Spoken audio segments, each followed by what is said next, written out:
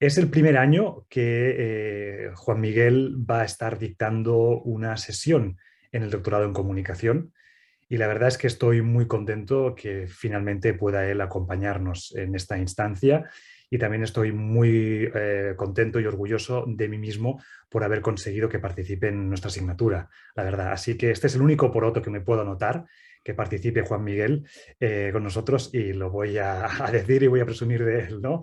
Eh, entonces, sí, porque las demás cosas buenas no son mérito mío, son méritos de mis colegas, así que esta es la única cosa de la que yo puedo presumir.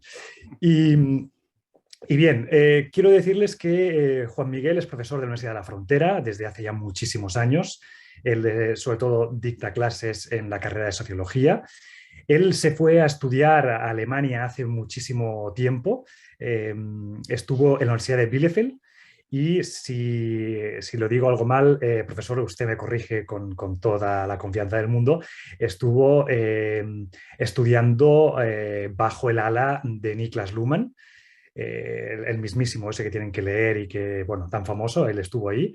También de el profesor Stolz y de muchos otros que había allí, bueno, de muchísima calidad y envergadura. Quiero decirles, y bueno, celebro que esté Jaime aquí con nosotros para decir esto y para que nadie lo interprete mal esto, pero Juan Miguel es una de los académicos, no sé si muchos o pocos, que tiene la Universidad de la Frontera que podría estar en cualquier universidad de élite del mundo.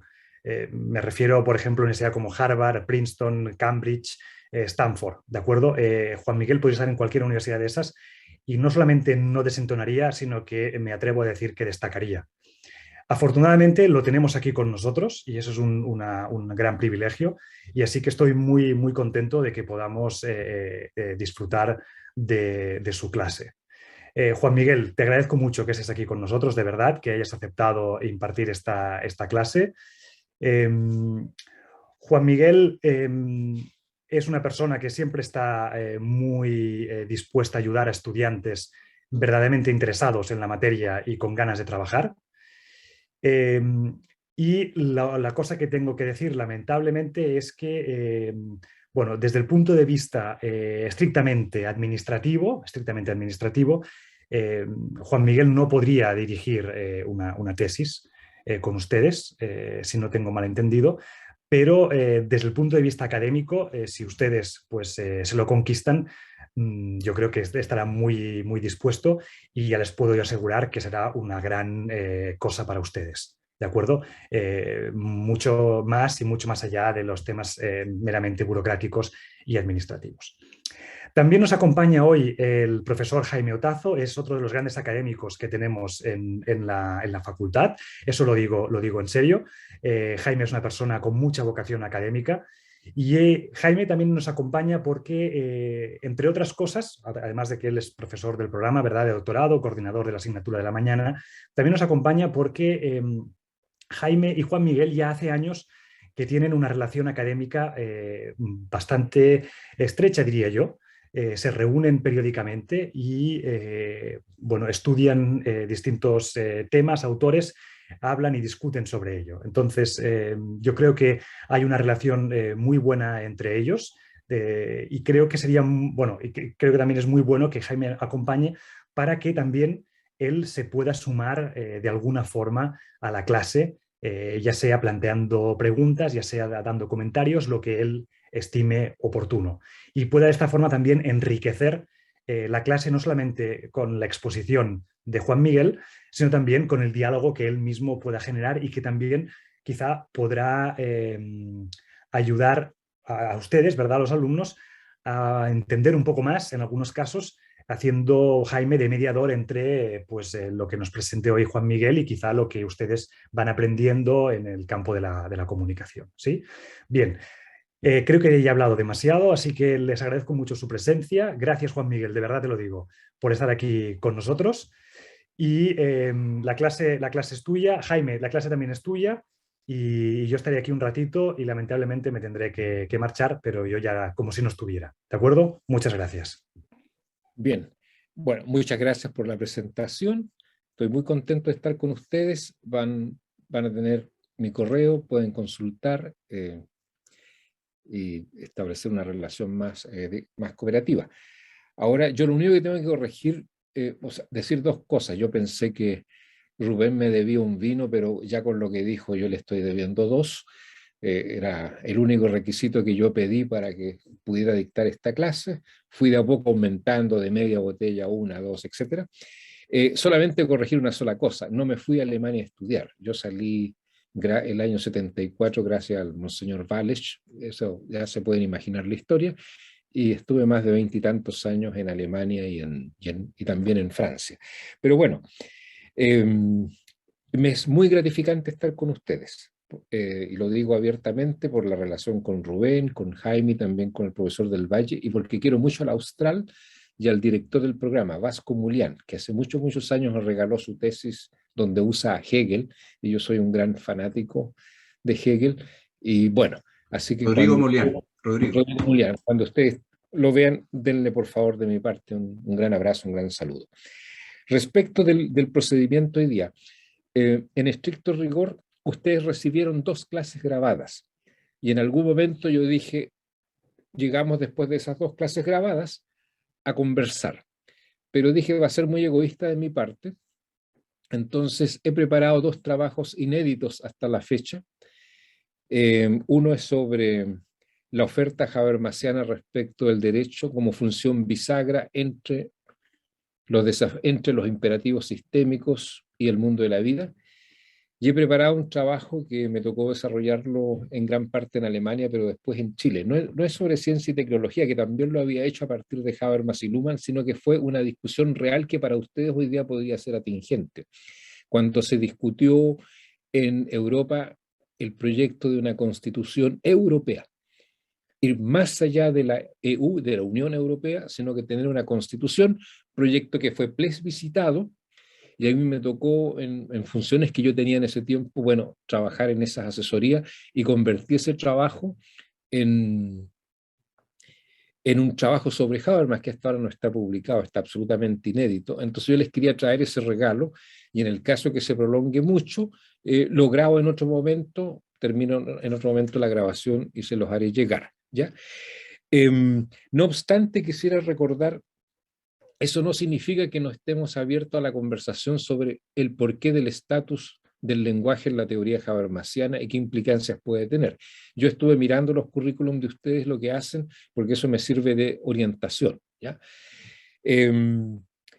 Solamente recordar, miren, 3 tesis centrales de Habermas. La primera, aunque él diga que no está haciendo metateoría, sí al operar con la distinción sistema y mundo de la vida, está de alguna forma ofreciendo una lectura de cómo se coordinan las acciones sociales. Recuerden que en toda la teoría sociológica, desde Marx en adelante, se dice de forma distinta, pero hay una sola pregunta. ¿Qué es eso de la sociedad? Y cuando se hace esa pregunta es la pregunta de Hobbes. ¿Cómo es posible el orden social? ¿Cómo es posible que la sociedad exista? Nadie duda de su existencia y comienza la discusión por la delimitación y para eso se habla de cuál es la operación constitutiva. Ustedes saben, en Marx está trabajo entendido como algo mucho más que tomar una máquina o un martillo, es un proceso de transformación de la materia.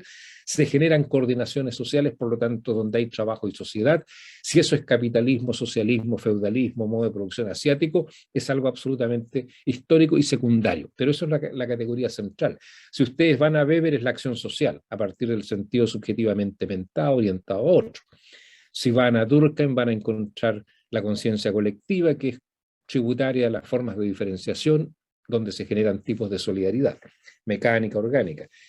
Se llegan a Bourdieu, hábitus, donde se condensan las dimensiones subjetivas y objetivas. Y en Habermas encontramos 2 formas. La forma de integración social, que remite a la tesis de Collingwood, eso significa la integración social es donde usted se coordina a través del lenguaje, el lenguaje como mecanismo de coordinación social, y con eso usted delimita una esfera. Y lo otro es la coordinación social sistémica que se hace a través de los medios simbólicamente generalizados, en la que nuestro amigo Habermas nos dice son altamente tecnificados, racionalizantes de la realidad, emergen del mundo de la vida, pero se constituyen en una realidad sui generis difícil de controlar. Estamos hablando del dinero, el poder administrativo, economía, política, derecho, a manera de ejemplo, ciencia. Estableciendo eso, que teoría, así analiza la realidad, y yo les traigo 2 o 3 citas solamente como recordatorio, porque me voy a concentrar en los otros trabajos que voy a exponer. Tenemos la primera entonces, Sistema y Mundo de la Vida. La segunda gran cita es una tesis epocal. En una heurística que yo he desarrollado siempre le pregunto a los autores cómo caracteriza usted la sociedad moderna. Y si uno le pregunta a un marxista va a decir capitalismo. Hay distintos tipos de capitalismo, grandes disputas, pero tiene que decir capitalismo, salvo que se esté refiriendo a una época anterior al capitalismo, dirá feudalismo, dirá modo de producción asiático, etc. ¿Cuál es la tesis acá en este caso por ejemplo, en Luhmann? Va a decir, mire, la sociedad moderna está funcionalmente diferenciada, con tal y tal y tales atributos. Y en Habermas, ¿cuál es? Su tesis epocal es, caracteriza la sociedad moderna como colonizada, como un mundo de la vida colonizada por los imperativos sistémicos. Ahí tenemos 2. Tenemos la primera, que son las 2 formas de integración, sistémica y social, nivel 1 lo llamaría. Tenemos el nivel 2, caracterización epocal. ¿Cómo estamos, señor Habermas? Estamos viviendo procesos de colonización del mundo de la vida por los imperativos sistémicos. Eso significa que estos imperativos como el poder y el derecho y el dinero se expanden, penetran las esferas donde estamos orientados al consentimiento, según la teoría. ¿Ya? Porque en el mundo de la vida nos coordinamos a través del lenguaje. Este no es un doctorado ni es un curso sobre teoría sociológica, entonces yo no profundizo sobre eso, voy situándolos.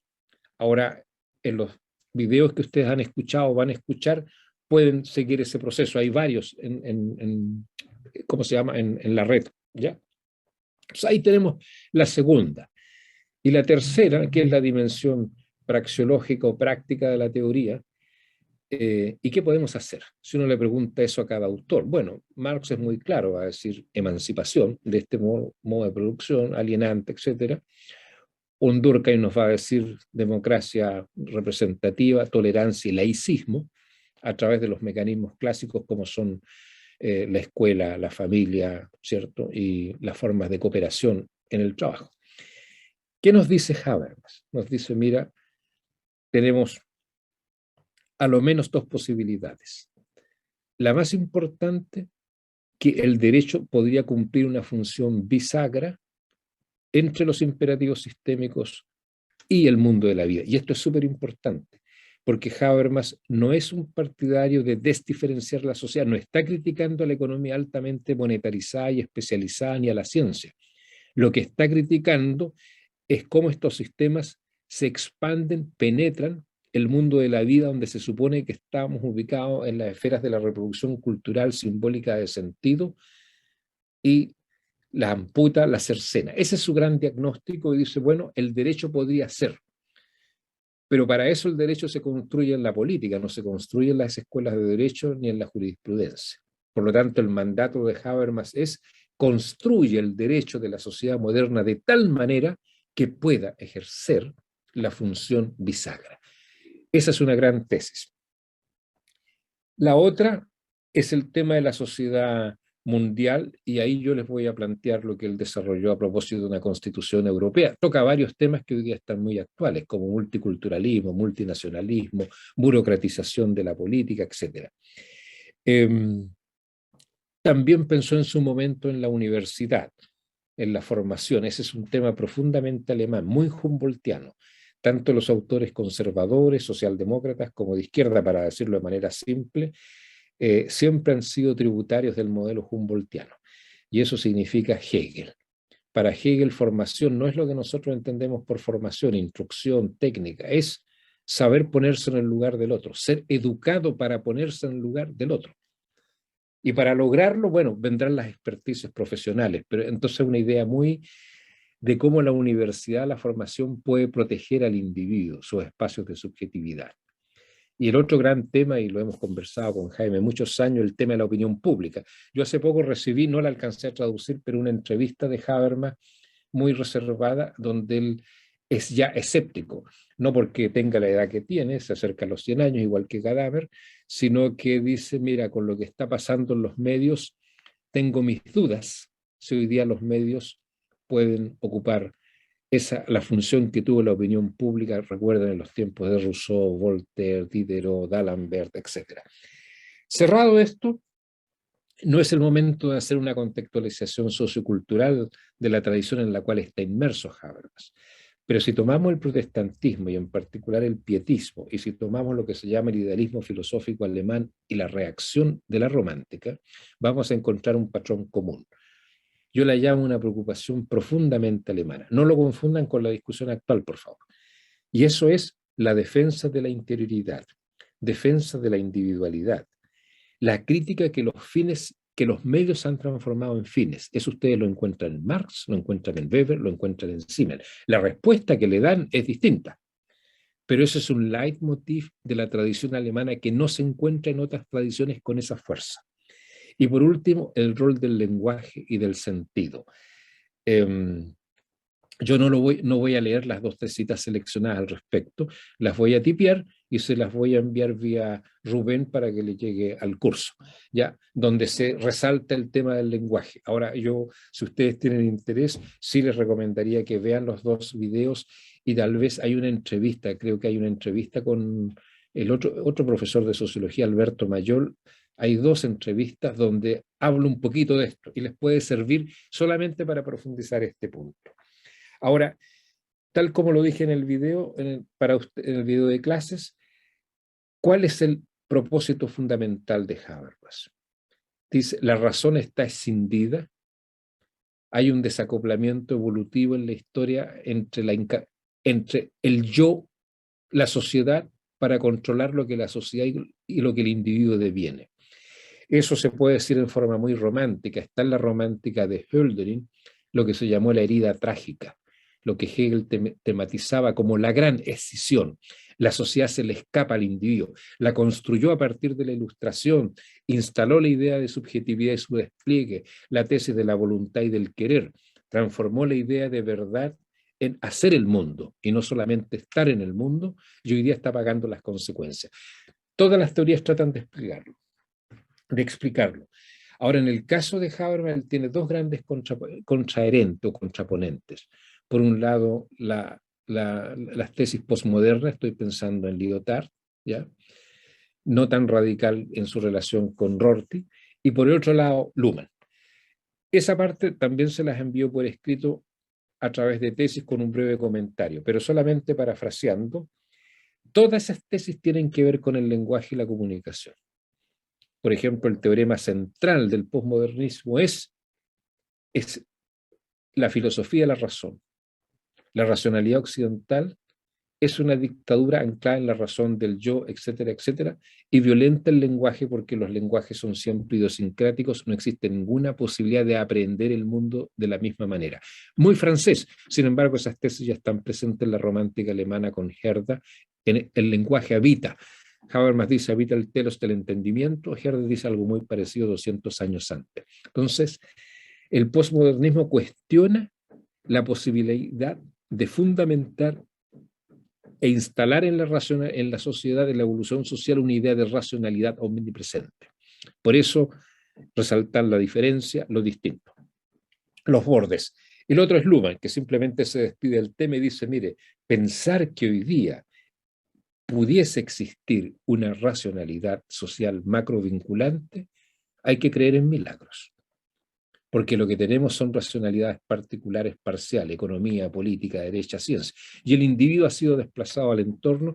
Sobre eso también, Rubén, van a ir 2 o 3 páginas muy breves, porque este no es un curso, como digo, de metateoría, pero para que estén ahí como registro, en algún momento les pueden servir, porque el estatus de la comunicación hoy día, vía lenguaje o vía comunicación a la Luhmann, es central para lo que se está tematizando. Y Habermas va a decir, no, es posible el rescate de la pretensión de universalidad de la razón a través del lenguaje, porque en este habita el telos del entendimiento sobre la base de las pretensiones de validez que siempre las tenemos que plantear. Bueno, lo dejo hasta ahí, porque si no ya sería entrar en la clase que precisamente no es la que quiero hacer. Terminado esto, quiero ilustrar con una sola pregunta. ¿Cuál es la oferta habermasiana respecto del derecho? No nos vamos a meter en temas técnicos del derecho, sino que cómo se lee el derecho. Y claro, sería muy interesante en algún momento hacer un seminario intensivo sobre cómo ve los medios a propósito de sus dudas sobre la opinión pública, ¿ya? Y qué es lo que piensen ustedes, que la pretensión de Habermas siempre es la pretensión de la verdad, una verdad co-construida, ¿ya? Pero igual una verdad. Mientras que Luhmann dice, mire, la verdad es un medio simbólicamente generalizado que está en la ciencia, y esa verdad de los individuos no sé a quién le puede importar, y no sé dónde estarán esos individuos reflexivos que nuestro amigo Habermas encuentra por todos lados. Bueno, para que ustedes vean la tensión y la violencia de las dos ofertas en oposición. Empiezo entonces. ¿Cuál es la oferta habermasiana? Acá voy a ser un poquito aburrido, voy a tener que leer porque quiero ser muy preciso. Habermas tematiza la tensión entre la autonomía de los seres humanos en el proceso de formación de lo social y los imperativos de los sistemas económicos y burocráticos como un proceso de colonización del mundo de la vida a través de los imperativos sistémicos. Habermas arriba, sin embargo, en sus últimos trabajos a postular para el derecho una función doble entre el mundo de la vida y los imperativos sistémicos. La tesis de Habermas es: el derecho funcionaría como un transformador que garantizaría que la red de las comunicaciones sociales destinadas a la integración social no se quiebren de manera definitiva. ¿Cómo es posible arribar a esta postura? Reconstruyamos los pilares de la argumentación habermasiana brevemente. Quiero insistir en algo. En este momento, si ustedes traten de desconectarse de cómo habitualmente se lee el derecho sociológicamente, porque la versión tanto habermasiano-luhmanniana es muy oblicua, muy distinta a lo que nosotros estamos acostumbrados a conocer, independiente de los parentescos que hayan con Rawls o con otros teóricos.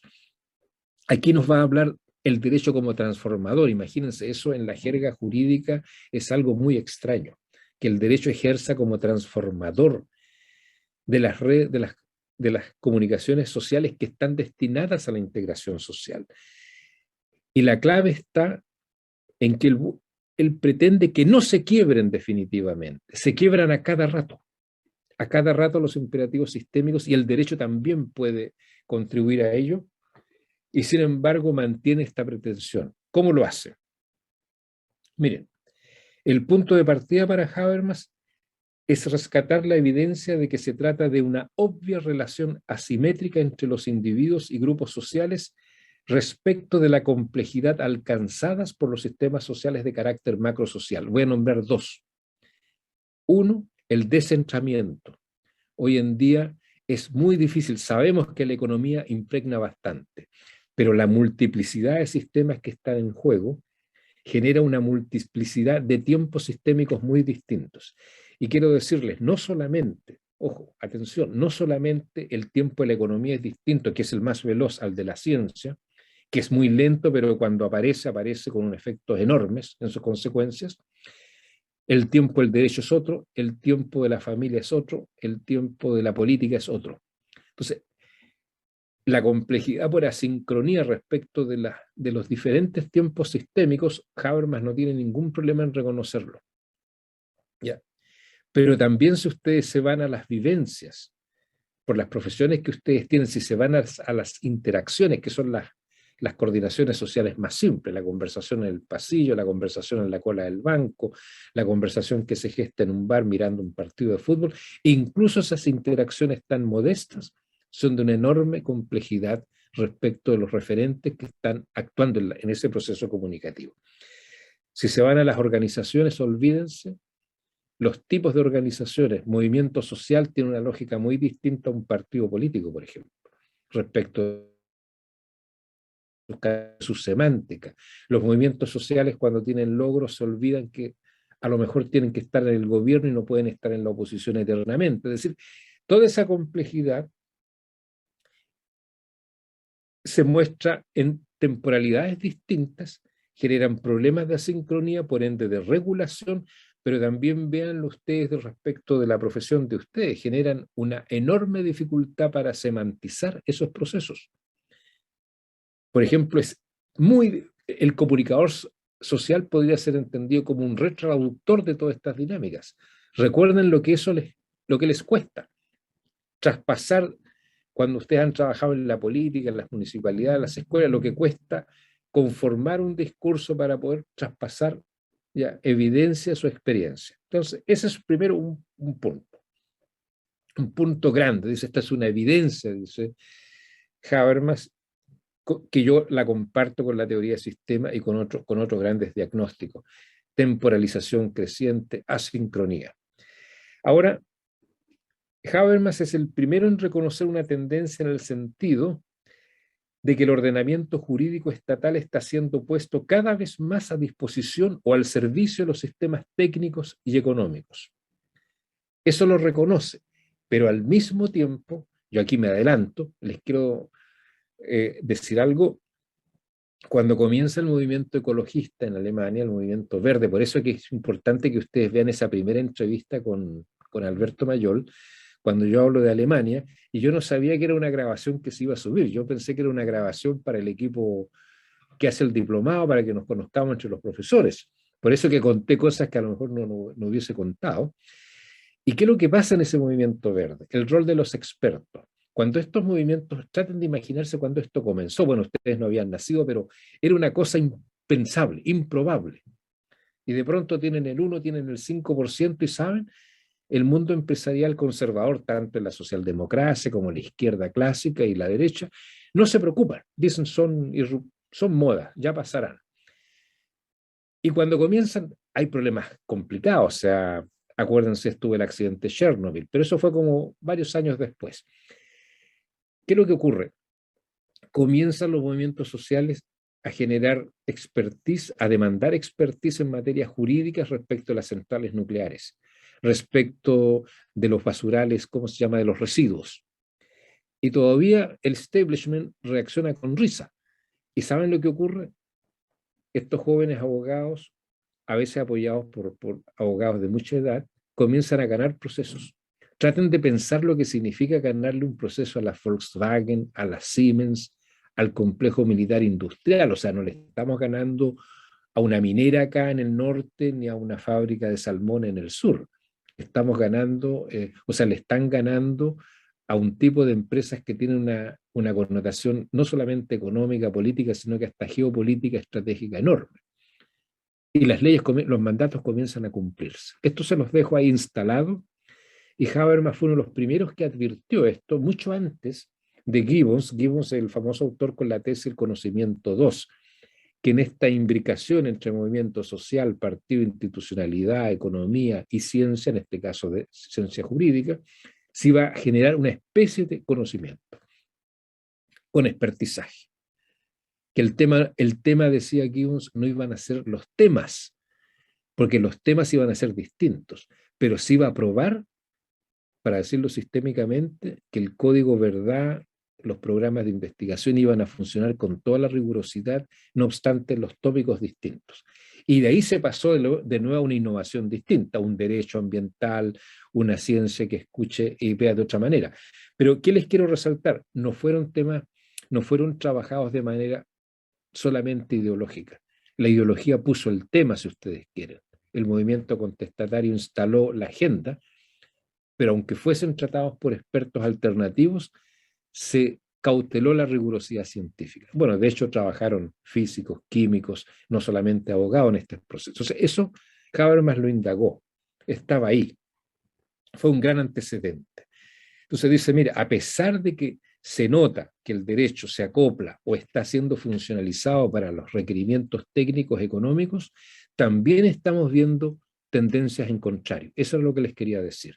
Y eso va a alterar la formación al interior de las universidades y le va a poner reflexividad al movimiento social.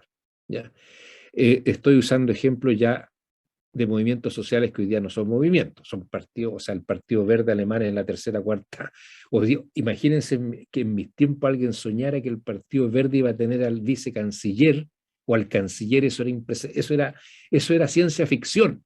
Traten de imaginar una fracción del Partido Comunista o de Jadwe a ver, bueno, yo recuerdo más a los viejos, con Longueira en el mismo gobierno, para que ustedes entiendan ¿Qué es lo que pasó? ¿Se dan cuenta? Entonces Habermas está caminando está atisbando esos fenómenos. Bien, continúo. Nos dice, las dificultades son crecientes para poder controlar con los mecanismos clásicos del poder de autoridad tradicional las presiones de un Estado revestido de una operatividad cada vez más sofisticada técnicamente.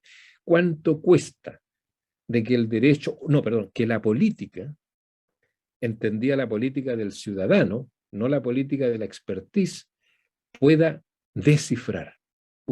Eso vale para todos nosotros. Cuando nos vemos enfrentados a temas técnicos jurídicos, cuando nos vemos enfrentados a cómo el Estado opera, esto no es, por favor, ser peyorativo ni criticar, nada de crítica barata. Lo que nos cuesta descifrar si nos ponemos realmente rigurosos. Es decir, si no recurrimos al expertizaje de la ciencia, aunque critiquemos a la ciencia todo el día y a los expertos, no podemos descifrar lo que está pasando en una planta o en una minera o en los salmones, etcétera, etcétera. Incluso nos vamos a encontrar con otro problema, y ustedes lo vivieron en Valdivia. ¿Recuerdan el caso de los cisnes? Salieron 2 veredictos de personas. No había ninguna duda. Ya, empezó a pasar con la bomba atómica en Europa.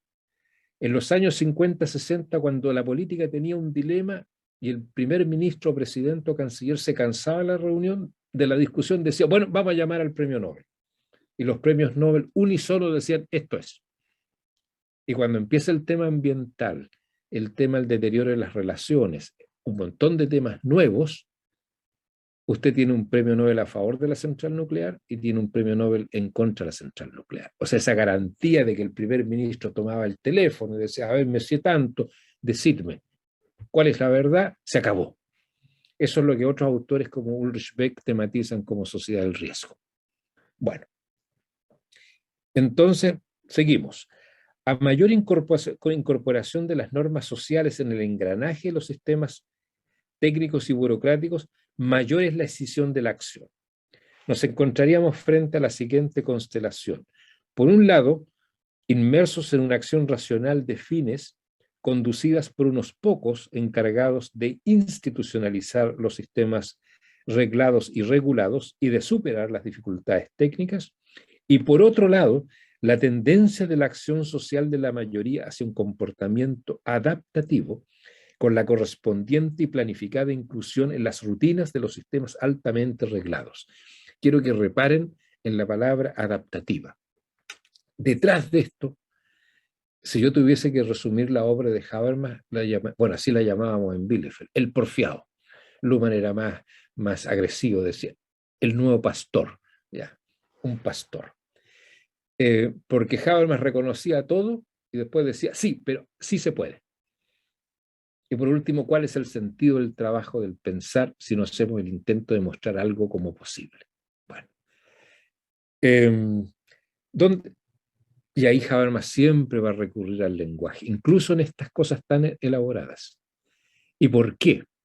Yo aquí estoy avanzando, colegas, de una manera muy veloz, porque estas son cientos de páginas para mostrar esto. Porque nos dice, el lenguaje normal o natural u ordinario es aquel que está en condiciones de retraducir todo lo que los lenguajes sofisticados y especiales hacen.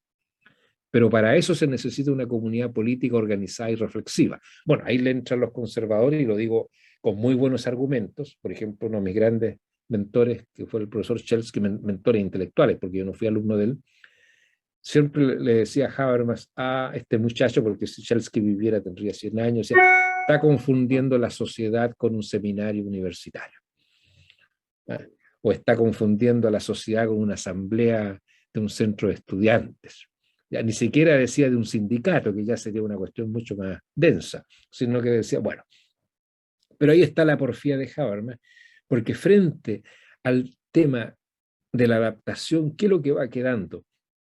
El recurso al sentido, la sospecha de que la conciencia no puede ser completamente cosificada, completamente embargada, completamente avasallada, aunque tengamos que hacer concesiones.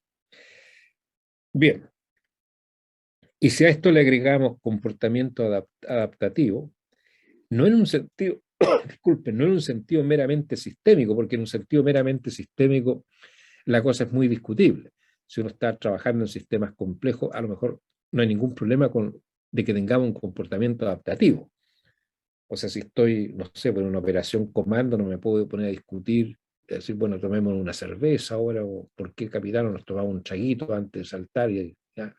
O si estamos imagínense, en un portaaviones o manejando un avión, obviamente que la adaptación al sistema sociotécnico es fundamental. O sea, ahí usted iría preocupado como pasajero si se da cuenta que los capitanes del avión en que usted viaja a París lo va manejando el profesor Rubén Sánchez, el profesor Chávez y de copiloto el profesor, ¿cierto? Botazo, que dirían, bueno, ¿qué nos pasó? Así que cuidado con lo adaptativo. Tiene acá la crítica subliminal está referida a los seres humanos, a los grupos humanos, más que a los sistemas sociotécnicos, de los cuales exigen que la persona esté adaptada, ¿ya? Porque si no sería simplemente una crítica fácil. La irracionalidad de la sociedad queda demostrada para Habermas en cuanto es posible constatar que en las esferas clásicas de la libertad individual encontramos comportamientos sociales más condicionados por la manipulación que por la comunicación orientada al entendimiento, transformándose en un peligro colectivo. Ahora, acá quiero hacer mención, hay muchas críticas a Habermas en el sentido de que está suponiendo un mundo de la vida bastante resistente, benevolente en comparación a las racionalidades sistémicas. Y muchos le hacen ver, oye, el mundo de la vida de una pareja, el mundo de la vida del trabajo, el mundo de la vida de una organización social puede ser terrible. Y muchas veces esto jugando un poco le decían, mira, estos estudiantes que todo el día cuando critican el sistema hablan de ética del discurso y cuando van a la asamblea cómo se comportan con sus compañeros, con la minoría, lo más alejado de la ética del discurso. Y sin embargo, Habermas decía, aunque así sea, no me dejo rendir frente a esa evidencia. Aunque sea mi teoría contrafáctica, tiene un potencial. Sobre eso les quiero llamar la atención. Tiene un potencial. La obra de Habermas saca a relucir variados ejemplos en los cuales señala como uno de los máximos el desarrollo de un Estado autoritario, cuyo poder se manifiesta en las sutiles expresiones de un manejo técnico congruente, según el mismo autor, con la pérdida de normas internalizadas, la desestructuración del yo y del creciente predominio de comportamientos condicionados por estímulos. ¿Cómo no recordarse la teoría crítica acá, sobre todo de Marcuse? Ellos tienen una conversación muy interesante, ya Marcuse moribundo, donde Marcuse le dice, mira, mi teoría, lo que tú has planteado sobre el lenguaje, lo tengo, esto no era una conversación de ego, sino que le dice, yo creo que lo fundamenté, pero en ese tiempo era impensable irse por lo del lenguaje. Pero sí está el tema condicionamiento vía estímulos, eso ustedes recordarán, la sublimación de los deseos a través del consumo, por ejemplo, ya. Y todas las investigaciones que existen al respecto cuando la gente dice, bueno, ¿y por qué sería tan nocivo?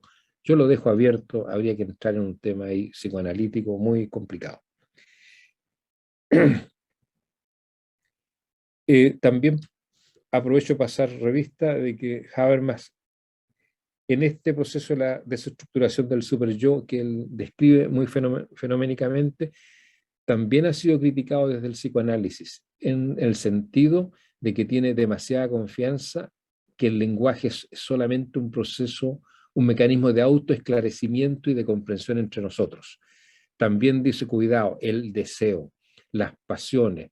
Víctor Hugo diría las bajas pasiones que se ocultan, el lenguaje no las puede domesticar y un buen psicoanalista diría, bueno, por más que tú concientices a través del lenguaje, el inconsciente se te escapa, crece, se va a otros horizontes. Así que esto yo acostumbro a hacer siempre sin las clases de jugarle muy derecho al autor, pero también de mencionar cuáles son los puntos que están en la discusión en los distintos niveles. Crítico frente a la perspectiva sistémica, reconoce que tal vez se logre no solo hacer que las instituciones, sino que toda la sociedad trabaje de forma autorregulativa. Pero según Habermas, esto no puede ser el fin, de una sociedad que se pretenda democrática. Yo aquí tenía un papelito que les quería mostrar, pero nos va a llevar a otras profundidades. Siempre la tensión entre el ser y el deber ser, que la hereda Habermas parte con Hegel, le reconoce a Hegel en las lecciones de Jena que se preocupó de la interacción y no solamente del trabajo productivo que a Marx se le habría olvidado. Y respecto de Kant, hay dos cosas que él reconoce. Esta tensión entre el ser y el deber ser, que lo lleva a una preocupación normativa, es decir, la tensión entre descripción y normatividad. Y la gran pregunta es hasta dónde una descripción puede estar liberada de dimensiones normativas. Yo acá les podría recomendar un texto que escribí que está, ay, no sé dónde está, se llama La Estela de Leipzig, donde trato de develar los fundamentos también ocultos en la obra de Luhmann, que fue mi profesor y la persona con la que trabajé casi 20 años, ¿ya? Donde veo en él también estas dimensiones que él, por supuesto, negaba, pero se los haré llegar. Entonces, dice que se pretenda democrática. Y eso es lo que a un teórico como Luhmann no le va a interesar. Le va a decir, mira, lo que yo pretenda es altamente irrelevante, no tiene ningún sentido. A lo más puede ayudar a seleccionar el material. Así se mofaba Luhmann de Habermas. Bueno, este desarrollo es apreciado en Habermas como patológico y solo podrá ser evitado a través de la formación de una voluntad política vinculada al principio de la discusión libre de dominación. Eso está en la ética del discurso. ¿Cuáles son las condiciones de la acción comunicativa en la ética del discurso? No amenazar igualdad ¿cómo se llama?, de niveles cognitivos, etcétera, etcétera. Entonces Habermas concluye de manera definitiva que la fuerza liberadora de la reflexión no puede ser sustituida por la expansión del conocimiento de lo técnicamente realizable. Escuchen bien esto no es una cita, sintetiza la obra de Habermas. Dice, yo sé que funciona de otra manera, pero no debemos, tendría que ser la indicación, clausurar a la reflexión en tanto fuerza liberadora que solamente se dedique a llegar al máximo de lo técnicamente asible o posible de hacer. O sea, pensemos, Oppenheimer se podía arrepentir de la bomba atómica, pero ya la construyó. Hay ponderables. Pero puedo plantear que el máximo nivel de reflexión es estar en concordancia con lo técnicamente de mayor alto nivel, a pesar que Habermas nunca ingresó a los temas de la erótica y cosas por el estilo. A mí me llama profundamente la atención de cómo los autores que aceptan la adaptación, acá es todo su contrario, e invoca la reflexión vía lenguaje, siempre con la idea de que a pesar de todo, se pueden sustraer a la máquina el engranaje del funcionamiento del sistema en los distintos niveles. Siempre presente esa pretensión que casi es deseo. ¿Ya? ¿Cómo es posible sustraerse? Y dice la fuerza de la reflexión. Y por eso que ahí está, este es un motivo profundamente hermenéutico, profundamente alemán en el sentido de lo que fue el idealismo filosófico. Yo el idealismo filosófico siempre le he puesto el nombre de coreografía. La voluntad, en primer lugar, Kant se equilibra, pero si ustedes ven Fichte, Hegel, hay que la realidad se parezca tanto a mi voluntad que conoce. La realidad ser la imagen y semejanza de lo que yo quiero. Así de simple. Y si no, mala suerte para la realidad. Ahora esas coreografías les pasan a todas las teorías. Le pasó al marxismo, que inventó un montón de ficciones, y yo creo que a la teoría sistema también le pasa. Anda viendo los sistemas por todos lados y a veces no. ¿Ya? Se los dejo planteados simplemente porque esto de la reflexión lo usamos tan cotidianamente y reflexionamos pocas veces lo que eso en realidad significa.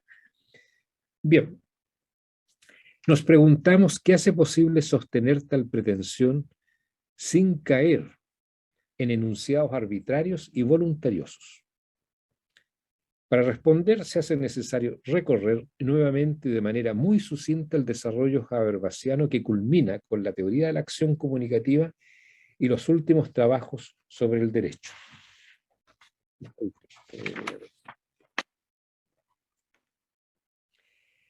Recordemos que el punto de partida de la obra de Habermas está dado por la interrogante sobre la posibilidad de alcanzar un conocimiento crítico y objetivo a la vez, sin descartar por lo mismo una aspiración de emancipación. Su respuesta, ya la sabemos, puede ser resumida en la fórmula del paradigma de la conciencia a la intersubjetividad fundada en la acción comunicativa. Nuevamente un paralelo con Luhmann. Luhmann dice, si de algo hay que emanciparse hoy en día, es de la idea de emancipación. Porque en nombre de la emancipación nos fuimos al infierno. Yo humildemente, me carga la palabra humilde, pero rebatí y le decía, bueno, yo no voy a decir que el socialismo fue una idea equivocada o que el socialismo fue algo desviado, pero poder sustraerse a la pretensión de cambiar las cosas, no le llamemos emancipación, le llamemos simplemente no aceptación de lo que está dándose, es un imposible.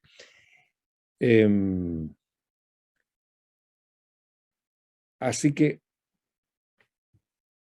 en esa parte Habermas recibió, cuando digo críticas, más que críticas son indicaciones, sugerencias o digamos críticas bastante contundentes. Y el segundo punto en conversación con Luhmann era el siguiente, y lo traté de decir disfrazadamente ahí en la entrevista con Mayol, cómo equilibrar entre la prudencia y la astucia. Porque, bueno, Santo Tomás decía que la prudencia es la primera de las virtudes, pero cómo al tratar de ser prudente uno en realidad no se acobarda y acepta los imperativos o las imponderables que la realidad nos impone. Y el otro lado es la audacia, como no nos volvemos locos, eso puede pasar. Y de locuras está llena la historia. Piensen ustedes, el ejemplo del nazismo es uno de los ejemplos tal vez más virulentos. Y la otra ya es más técnica, porque el neokantianismo le dice, mire, esto de superar a Kant en la intersubjetividad, no puede haber intersubjetividad si no hay primero subjetividad. Bueno, y acá yo creo que Jaime les puede ayudar mucho más porque aquí se está jugando todo lo que se llamó el giro lingüístico, es decir, cómo paso del individuo monólogo aislado a co-construir la realidad en un espacio intersubjetivamente mediado a través del lenguaje, otra vez el lenguaje. Habermas se ve a sí mismo como heredero de la tradición de la teoría crítica. Reconoce sus déficits y quiere superarlos con una nueva manera de conceptualizar la idea de racionalidad. Plantea la necesidad de ampliar el concepto de racionalidad en una dimensión comunicativa para incluir las dimensiones moral prácticas y estético-expresivas de la racionalidad occidental. He allí la razón de su búsqueda en las teorías del lenguaje. Vean Pragmática Universal, está en los videos.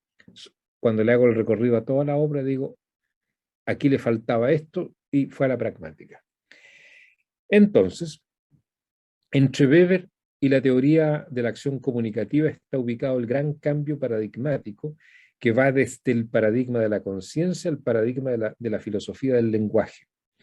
Este cambio tendría que permitir la superación de las complicaciones de la teoría crítica y en todo caso de las del marxismo, como es el cuestionamiento radical a la tesis que afirma para una teoría, en este caso la marxista, un acceso privilegiado a la realidad social. Fue la gran tesis de Lukács, Historia y conciencia de clase, está también en el joven Hegel. Como la clase proletaria transforma la materia, tiene un acceso privilegiado. Es un sujeto, no solamente un sujeto en tanto sujeto histórico, por el lugar que tiene en el proceso productivo, sino que en la transformación de la materia en el proceso productivo tiene también una ventaja cognitiva. Y Habermas dice, esto es un salto en el aire, un salto mortal. Hay que dar cuenta de desde dónde es posible obtener una fuente legítima para poder criticar que no sea parcial. Y eso lo va a fundamentar en la intersubjetividad de la praxis comunicativa. Ya, se lo dejo planteado como aviso. Ello se obtiene al partir de la racionalidad comunicativa, porque desde ella es posible denominar el lugar de la crítica. Yo les pido, colegas, que se fijen mucho en esto. Habermas sabe que es filósofo, sociólogo, sabe de sus ventajas. Sin embargo, dice, la racionalidad y la verdad se construyen en conjunto. No con el constructivismo, no en la línea del constructivismo radical, sino que de una praxis social mediada. Y eso significa democracia, tolerancia, es decir, pasarle el escáner de la democracia a toda acción social posible. ¿Ya? Y en el fondo, la idea de crítica es que independiente, nosotros nos podemos hacer críticas recíprocas y podemos ponernos neurobiológicos, mezclar neurobiología con constructivismo y decir cada cual con su verdad y se acaba el tema, y con Maturana podemos remachar y decir tan amigos como antes. Y Habermas dice no, imposible. Porque aunque esos estudios nos puedan demostrar todo eso, hasta eso ha sido producto de una praxis intersubjetivamente mediada, praxis científica, equipos de investigación. Y lo de Maturana, tan amigos como... Porque aunque no podamos tener un garante absoluto de verdad, seguimos actuando como si la tuviésemos, y aquí la invitación es a que todos en conjuntos, a través de la crítica recíproca, construyamos un nuevo estándar, hasta nuevo aviso. Y eso se llama consenso. Yo acá no quisiera explayarme, yo sé que este tema escribí qué es lo que es una renovación constitucional, y le puse un disenso consensuado. Y ustedes comprenderán que eso es todo lo contrario a cómo se discute, porque nosotros discutimos, o sea, no yo no estoy metido en nada, pero cómo se discute el consenso a partir de lo que yo, o sea, por último, negocio. Yo les digo, ¿por qué no partimos al revés? Conversamos sobre los disensos, los esclarecemos hasta ya quedar acotados, sin habla, y establecemos sobre esa base la proporcionalidad de los disensos y consensuamos el mecanismo para poder resolver civilizadamente nuestros disensos, hasta nuevo aviso. Eso se llama consenso en la teoría habermasiana. ¿Ya? Por lo tanto, les pido mucha atención a esto del lugar de la crítica, porque Habermas lo que quiere es obtener un fundamento de la crítica que no sea mi posición simplemente. ¿Ya? Entonces la teoría de él incluso es invitante, porque dice, Habermas no discute conmigo, yo le doy todas las posibilidades de discutir. No discutieron, salvo la primera vez, una vez por ahí por el año 74, después nunca más, después se insultaban nomás. ¿Ya? Bien, pero ¿por qué? ¿Por qué esto tendría que ser posible? La respuesta es: la problemática de la autorreproducción de la sociedad ya no dice relación entonces con el sujeto particular, sino que con un sistema comunicativo. Será la razón comunicativa la que en todo caso estructuraría el sistema social que tiene que ser reproducido. La racionalidad comunicativa otorga la posibilidad de crítica porque ella está anclada en la comunicación misma. Y aquí vienen estándares súper empíricos. Yo no puedo profundizar por el carácter de la clase en ello, pero esto tuvo mucho impacto. Por ejemplo, en el derecho. Cómo generar procedimientos, para decirlo de manera simple, para equiparar la cancha entre los contraherentes. Y no solamente en materia civil, comercial, política, sino que también en materia penal, que es tal vez la más dura. ¿Ya?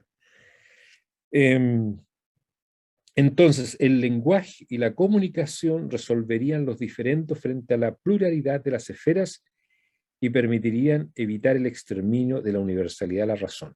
Recuerden, ¿qué dice Weber? Mira, aquí no hay, en esta pelea de los dioses, llámenle ustedes valores, preferencias ideológicas, lo que quieran, solo cabe decidir. ¿Ya? Lo que se llamó el decisionismo, y en la filosofía de la ciencia y en la práctica científica el decisionismo fue avalado por el Círculo de Viena, después por Popper, porque es un mecanismo de reducción de complejidad. Es decir, mira, como no podemos llegar hasta el fondo, decidamos con qué nos quedamos y probemos. Y Popper siempre decía, mira, y no sean tan engreídos, porque en el fondo van a encontrar, cuando tiren las redes conceptuales, los peces que ustedes ya pusieron en el agua, hasta que se genere una anomalía. Ahí vino después Thomas Kuhn, Lakatos, Musgrave, que crearon el tema de las revoluciones científicas. Entonces acá hay una crítica a Weber, No, sí se puede fundamentar. Y veámoslo cómo. Y eso es lo que voy a tratar de responder un poco. Y por qué al derecho le cabería esa función. Mire, yo hice muchos años clase en derecho, fui uno de los fundadores de una escuela de derecho. Sea un gremio lo más alejado de la capacidad reflexiva. Lo he dicho públicamente, por favor, no crean que estoy contando un cuento. Es precisamente la gente que estudia derecho, cómo se forma en derecho, cómo se aprende en derecho, la praxis social, todo el tema del arribismo social, todo el tema del estatus, un estatus perdido, porque hoy día ser abogado no es lo que era en los años 50, 60, 70. ¿Ya? Todo un fenómeno hay a investigar. Ya hemos visto los actos de habla con el carácter de acción social y también de cómo se dirimen los predicados que otorgan la cualidad de verdaderos a los enunciados y de cómo las teorías compiten por el atributo mientras las normas aspiran a ser legítimas. Y aquí viene la diferencia brutal. Yo hasta ahora no había diferenciado, nos movíamos en la verdad, pero cuidado, la verdad de la ciencia no es la verdad de las normas. Obviamente no se puede dictar una norma que una persona, si está en el 10º piso y no hay ascensores, se tire del 10º piso, porque se va a matar. Tiene que respetar el principio de causalidad, ¿cierto? De que si alguien se tira al 10º piso, muere. Pero las normas discuten por otra cosa, discuten por la legitimidad. Y eso significa a título de qué se me impone algo o se resuelve algo. Esto es una película vieja. Ya estaba en Rousseau cuando decía obedecemos a la ley y no al monarca, porque a la ley le hemos dado nuestro consentimiento. Teórico de la democracia. Ahora, pregunta a ustedes y a mí, ¿en cuántas constelaciones estamos en condiciones de dar nuestro consentimiento? Piensen ustedes en todo el formato en la medicina. Hoy día, cuando uno se va a hacer una operación, tiene que firmar no sé cuántas veces, ya, si me muero es culpa mía. ¿Ya? ¿Hasta dónde estamos en condiciones de tener una relación cognitiva como fundamento de la reflexión cuando estamos conversando con un químico, con un ingeniero? Y por eso que el tema de la comunicación es central en una sociedad moderna. Ya no puedo ir al rito ni a lo tradicionalmente establecido para dar una respuesta con viabilidad de convicción, de convencimiento.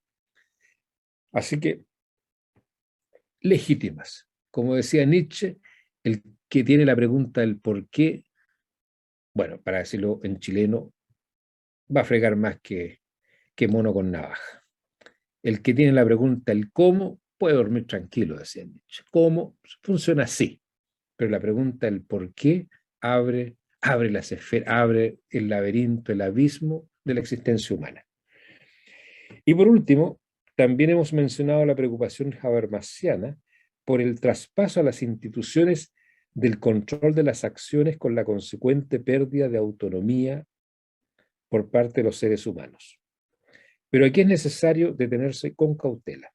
Es esta distinción entre teorías y normas la que le permite a Habermas detectar de manera solvente síntomas de patologías sociales en la modernidad. Es de vital importancia o relevancia recordar una vez más que Habermas reconoce como positiva, como un gran logro evolutivo, la separación de las esferas de actividades como la economía y la política respecto de la religión y el derecho respecto de la religión y la política. Habermas no duda que esta separación ha conducido a un incremento de nuestras capacidades de solución de problemas en cada una de estas esferas. Evidencia de ello es cómo en toda su obra se analizan el porqué del surgimiento evolutivo de nuevos mecanismos de coordinación social con una contribución más racional que los antecesores. Ejemplo clásico, el mercado monetarizado, el Estado de Derecho versus el Estado de los estamentos. Esta clarificación nos lleva aún, desde nuestra óptica, a una clarificación todavía más relevante, como es, o como la que se refiere a la proposición de distinguir entre sistema y mundo de la vida. Cabe preguntarse ¿por qué distinguir? La respuesta está revestida de varios y muy cuidadosos pasos. Desde la perspectiva de la observación, es la sociedad un sistema de acciones. En cambio, desde la perspectiva de los individuos actuantes, la sociedad es el mundo vital, es el mundo de la vida. Esta distinción le permite reprochar a la teoría de sistemas, en particular a Luhmann, una gran debilidad. A esta le faltaría un criterio racional para la fundamentación, pero por sobre todo para la valorización de los procesos sociales. Solo la distinción sistema-mundo de la vida estaría en condiciones de captar las patologías de la modernidad, ya que solo así se puede presentar el doble proceso, en el cual, por un lado, el descoplamiento entre sistema y mundo de la vida ha sido una condición necesaria para la transición de las sociedades de clases organizadas, de estamentos organizadas políticamente como el feudalismo europeo, hacia sociedades de clases económicas de la temprana modernidad. Por otro lado, captar la modernización capitalista caracterizada por el hecho de que las estructuras simbólicas del mundo de la vida sean diferenciadas bajo los imperativos del dinero y el poder, alcanzando así altos grados de independencia y de cosificación. Tal como ya lo señaláramos, el problema real para Habermas no es entonces ni la creciente complejidad, como tampoco la racionalización de las imágenes y representaciones simbólicas del mundo. Esto lo separa claramente de una lectura culturalista basada en el conservador discurso de lo propio versus lo ajeno, como también de la posición representada por su maestro Gadamer en torno al status de la tradición. Recalcamos, ni lo uno ni lo otro habría de tener efectos patológicos para Habermas. Como indicáramos ya al comienzo de nuestra exposición, y aquí viene la tesis dura, hacia una cosificación de la praxis comunicativa cotidiana se llega solo por la penetración de formas económicas y de racionalidad administrativa en esferas de acción que se resisten a ser alteradas por los medios simbólicamente generalizados como el dinero y el poder. Estas esferas serían aquellas especializadas en la transmisión cultural, integración social y formación de la personalidad y educativa, todas ellas orientadas hacia el entendimiento. Bien,